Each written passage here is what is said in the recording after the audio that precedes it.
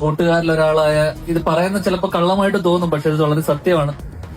കൂട്ടുകാരൻ ഒരാൾ എന്നോട് ചോദിച്ചു, അവൻ സംഘാടകരിലൊരാളാണ്, അപ്പൊ എന്നോട് പറഞ്ഞു ഇങ്ങനെ മെസ്സിനെ കാണാൻ വേണ്ടി ഒന്ന് വന്നിട്ടും നിനക്കൊരു അവസരം ഉണ്ടാക്കി തരാന്ന് പറഞ്ഞപ്പോ ഞാൻ പറഞ്ഞു എനിക്ക് വരാൻ പറ്റില്ല, കാരണം ഈ കൊട്ടാരക്കര 15-ാം തീയതി അടിമണിക്കലിന്റെ ഉദ്ഘാടനം ഉണ്ട്.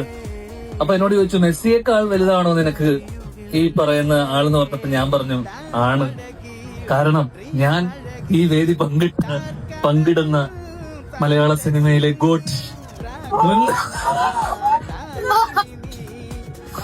കാരണം നവ്യ എന്നെ സംബന്ധിച്ചിടത്തോളം എന്റെ പഴയ കുറച്ച് ഇന്റർവ്യൂകൾ, അച്ഛന്റെ ഒരു പ്രോഗ്രാം ഉണ്ട്, ചെറിയ ശ്രീനിയും വലിയ ലോകവും എന്ന് പറഞ്ഞിട്ട് കൈരളി ടിവിക്ക് വേണ്ടി അച്ഛൻ ചെയ്തൊരു പരിപാടി ഉണ്ടായിരുന്നു. ആ ഇന്റർവ്യൂയിലൂടെയാണ് ഞാൻ സത്യം പറഞ്ഞു കഴിഞ്ഞാൽ എന്റെ ഇന്റർവ്യൂ കരിയർ ആരംഭിക്കുന്നത് തന്നെ അതിലൂടെയാണ്. ആ ഇന്റർവ്യൂവിൽ ഞാൻ ഒരു വാക്ക് പറഞ്ഞിരുന്നു, അന്ന് ഒരുപാട് കല്യാണം കഴിക്കാൻ ഞാൻ ആഗ്രഹിച്ച അല്ലെങ്കിൽ ഞാൻ ഒരുപാട് കൊതിച്ച ഒരാളാണ് നവ്യ നായർ. അന്നത്തെ കാലം നമുക്ക് 3 പേരെ ഉണ്ടായിരുന്നുള്ളൂ, നവ്യ നായർ, കാവ്യ മാധവൻ അല്ലെങ്കിൽ മീര ജാസ്മിൻ. ഇവരെ 3 പേരിൽ ഒരാളെ കല്യാണം കഴിക്കുക എന്നുള്ളതായിരുന്നു എന്റെ ലക്ഷ്യം. പക്ഷെ അത് നടന്നില്ല. എന്തായാലും ഈ വേദി മെസ്സിയെക്കാളും അല്ലെങ്കിൽ എനിക്ക് ആരെക്കാളും വലുത് നവ്യയാണ്. അതും കൊട്ടാരക്കടയുടെ മണ്ണിൽ വെച്ച്